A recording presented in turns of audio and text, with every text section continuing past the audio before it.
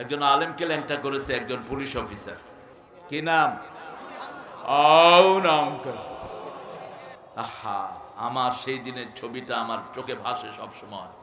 রফিকের সাথে আপনাদের এই শেরপুরে আমার একসাথে হয়েছিলাম আমি ঝিনাইগাতিতে।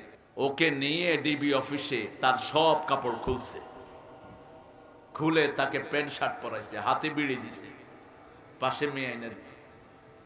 সে বলছে, আল্লাহ, আমাদের তো আল্লাহর কাছে দরখাস্ত দেওয়ার জন্য কোনো আওয়াজ লাগে না, ঠিক না ঠিক? মনে মনে বললেই শুনেন কে?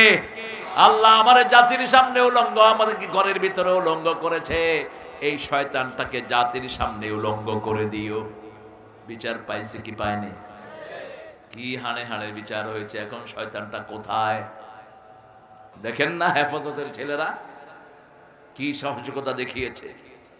হেফাজতের রক্তের উপর আজকের বিজয় আমরা পেয়েছি। আমরা বিজয় পেয়েছি আমাদের সেনাবাহিনীর রক্তের উপর, ঠিক কিনা?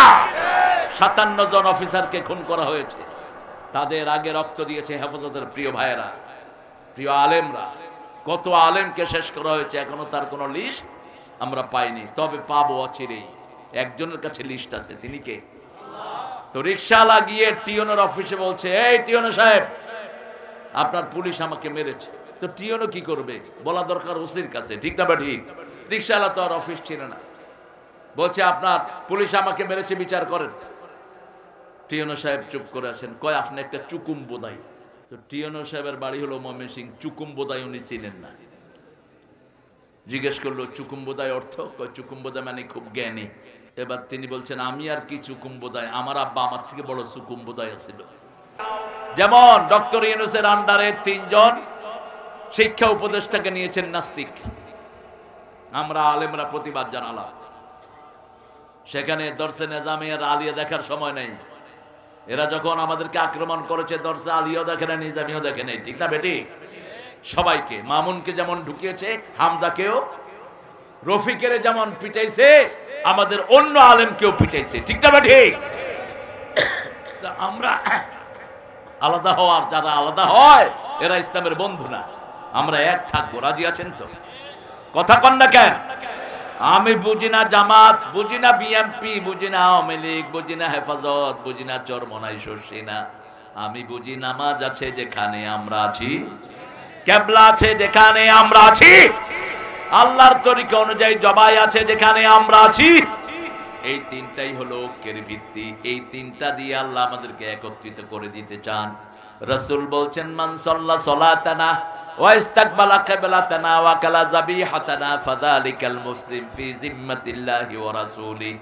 আল্লাহর কিবলাকে যারা কিবলা মানলো, আল্লাহর সালাতকে যারা আদায় করলো, আল্লাহর তরিকা অনুযায়ী জবাই করা খেলো, তারা সবাই মুসলমান, আল্লাহর জিম্মায় থাকে। কার জিম্মায়?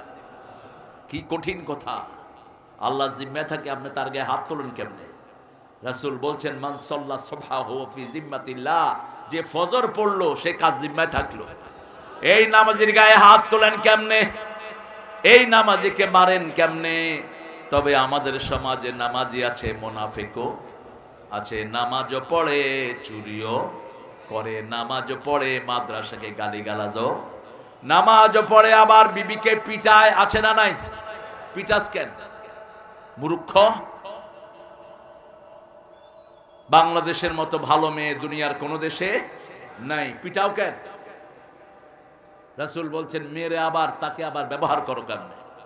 ওই যে সাইদ নাক কান গলার ডাক্তার, থাপ্পড় মেরে বোর কানের পর্দা ফেটে ফেলেছে। এই শয়তান থেকে বিবিটাকে নিয়ে এই শয়তানদের জেলখানায় পাঠিয়ে দেওয়া দরকার ছিল। যৌতুক তো আপনাদের এখানে নাই, বেশি না কম? তো মোমেন দাবি করেন কেমনে? কিসের মোমেন আপনারা? আপনারা তো জিনাকার, জিনাকার জানি। বিবের প্রথম কথাই হলো মোহরানা। ওয়াতুন নিসা সাদুকাতিহিন্না নেহলা, সূরা নিসার 4 নম্বর। আবার সূরা বাকারার 237 নম্বরে আল্লাহ বলছেন, ফারাদতু ফারিদা, মোহরানা আমি ফরজ করে দিয়েছি। কোন বিবিকে বিয়ে করেছেন, তার সাথে সংসার করেন নাই, তাকে তালাক দিয়েছেন, আল্লাহ বলেন অর্ধেক মোহরানা তাকে দিয়ে দিবা। যদি মেয়ে মাফ করে দেয়, মাফ। মেয়েকে কিছু দিয়ে যারা ফেরত চায়, রাসূল বলছেন ছ্যাপ মাটিতে ফেলে চেটে উঠানোর মতো। স্যাপ মাটিতে ফেলে চেটে উঠাতে পারবেন? কথা কন না কেন? মেয়েকে কয় একটা আংটি দিছি উসুল, শাড়ি দিছি 3টা উসুল, ঝাড়ু দিছি 4টা উসুল, সব উসুল। মোহরানা দেই না মোটেই। আমরা মোহরানা দেব, রাজি আছি তো? রাজি আছেন? মোহরানা ছাড়া কোন নবী বিয়ে করেন নাই, আমরাও করব। মোহরানা আদায় করা ছাড়া কোন নবীকে ঘরে আনেন নাই, একজন নবীও না, একজন সাহাবীও না। সাহাবী এসেছেন, রাসূলের কাছে জিজ্ঞেস করলেন বিয়ে করতে চাই। রাসূল প্রথম জিজ্ঞেস করতেন মোহরানা আছে কিনা। বুখারীতে হাদিস এসেছে, রাসূল বললেন যে মোহরানা দেওয়ার সামর্থ্য রাখে না সে যেন বিয়ে না করে, সে যেন রোজা রেখে তার যৌবনকে হেফাজত করে। রাসূল বললেন মোহরানা কি দিবা? সাহাবী বলছেন ইয়া রাসূলুল্লাহ আমার কিছু নাই। রাসূল বললেন হাল আনদাকা সূরা কাউসার, তোমার কাছে সূরা কাউসার আছে নাকি? হাল আনদাকা সূরা জিলজাল, তোমার কাছে সূরা জিলজাল আছে নাকি? হাল আনদাকা সূরা নসর, তোমার কাছে নসর আছে নাকি? তোমার কাছে কুল ইয়া আইয়ুহাল কাফিরুন আছে নাকি? এই 4টা সূরা যার কাছে আছে সে যেন বিয়ে করে। সুবহানাল্লাহ কইলেন না? এই 4টা সূরা পড়লে দারিদ্রতা দূর করে দিবেন কে? আবার রাসূল বলেছেন এই 4টা সূরা তোমার বিবিকে শিক্ষা দিবা, এটাই হলো তোমার মোহরানা। রাসূল বসে আছেন মসজিদে নববীতে, এক মহিলা এসে বলছে জাওয়িজনি ইয়া মুহাম্মদ, হে মুহাম্মদ আপনি আমাকে বিয়ে করেন। এখন আমাদের ছেলেরা তো মাশাআল্লাহ এমনি ইন্টারনেটে খুঁজতে খুঁজতে হয়রান। শেরপুরের ছেলেরা ভালো, অনেক ভালো। আমাদের ছেলেরা কাজ চায় ময়মনসিংহ না? ও এটা ময়মনসিংহ, মোমেন শাহী। সমস্ত এলাকায় ছিল মোমেন শাহী, এখন না টুকরা টুকরা হয়েছে শেরপুর, জামালপুর। আগে সব কি ছিল? মোমেন শাহী ছিল। এত বিশাল থানা বাংলাদেশে আর একটাও, এত বিশাল জেলা একটাও নাই। এখনো বিশাল, এখনো কিন্তু মোমেন শাহী কম ছোট না। সেখানে কোথায় শুরু হয়েছে? গাজীপুর থেকে একদম কোন পর্যন্ত চলে, এখনো অনেক বড়। এই মোমেন শাহীতে আমরা ইসলামের বিজয় উঠাবো, রাজি আছি তো? দরসে নিজামী মাদ্রাসা সবচেয়ে বেশি কোন জেলায়? এখনো টের পান নাই না? মোমেন শাহীতে আলহামদুলিল্লাহ বলে। ব্রাহ্মণবাড়িয়ার একজন বড় হুজুর 60 বছর একটানা তাফসীর করেছেন। কয় বছর? 60 বছর। হুজুরের হুকুম ছাড়া সেখানে কিছুই হতো না। কিন্তু আমাদের এই লোকরা জাতীয়ভাবে কোনো স্বীকৃতি পায়নি। জাতীয়ভাবে স্বীকৃতি পেয়েছে চোর, ছেচর, বেনমাজি, কুত্তা। ঠিক কিনা? উনি জাতীয় ব্যক্তিত্ব। একটা সূরা পড়তে পারে না, জাতীয় ব্যক্তিত্ব। নিজের ছেলের জানাজা নিজে পড়তে পারে না, কিসের তুই ব্যক্তিত্ব? একটা দোয়া নাই, একটা কালাম নাই, ঠিক না ঠিক? চেহারা দেখলে মনে হয় এই মাত্র চুরি করে ঘর থেকে আসছে। কি অবস্থা! ছেলেকে দিয়েছে ইংলিশ স্কুলে, মেয়েকে দিয়েছে ইংলিশ স্কুলে। মেয়ে এখন আম্মাকে বলে মাম্মি, বাবাকে বলে ড্যাডি।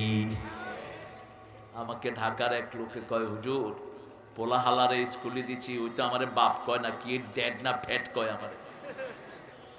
আমি কইলাম কই দিচ্ছেন? কয় হালারে ইংলিশ স্কুলে দিচ্ছি, বুঝছেন নাকি? ঢাকায় এরা দেখবেন এত সহজ। আমি এক ছেলেকে জিজ্ঞেস করলাম তোমার বাপে বলে হজে যাইবে? হালার শয়তান আছে, যাইবারও পারে। কইলাম কি বে হজের থেকে কি আনছে? কয় বেশি কিছু আনে নাই, কে বড় শয়তান লয়েছে। আমি কইলাম বড় শয়তান লয়েছে মানে? হজে যাওয়ার আগে আব্বা বাংলা ফিল্ম দেখতে, এখন ইংলিশ দেয়। বাপের নামে কি বলবে হুঁশ নাই। অথচ আমার নবী বলেছেন বাপের নামে অসম্মানজনক কোনো কথা বলা জায়েজ। সবচেয়ে সুন্দর শব্দ বাপ মার জন্য ব্যবহার করবা। আল্লাহর পরেই দেই দুইজনের মর্যাদা, দুইজনের নাম কি? বাবা এবং ওয়াকাদা রাব্বুকা আল্লা তা'বুদু ইল্লা ইয়্যা ওয়া বিল ওয়ালিদাইনি ইহসানা। আমার মা গেছে চলে, আমার বাবা গেছে চলে, দুজনারে জান্নাত দিও তোমার আরশ তলে। বলেন আমিন। আরো চিৎকার করে আমিন। মুমিন হব, 5 ওয়াক্ত নামাজ পড়বো কোথায়? মসজিদে পড়বো। পুরুষদের জন্য কোনো নামাজ ঘরে পড়া জায়েজ নাই। রাসূল কোনোদিন ঘরে নামাজ পড়তেন না। যেদিন দুনিয়া থেকে বিদায় হয়েছেন সেই দিনও মসজিদে নববীর সাথে পড়েছেন। পর্দা সরিয়ে দিয়েছেন। মা আয়েশা রাসূল তাকিয়ে আছেন জামাতের দিকে। রাসূলের দুই চোখ বেয়ে বেয়ে পানি ঝরছে। মা আয়েশা চোখ মুছে দিচ্ছেন। রাসূলকে বলছেন আপনি কাঁদছেন। বলছে আয়েশা রে, এটা আমার দুঃখের পানি নয়, এটা আমার সুখের পানি।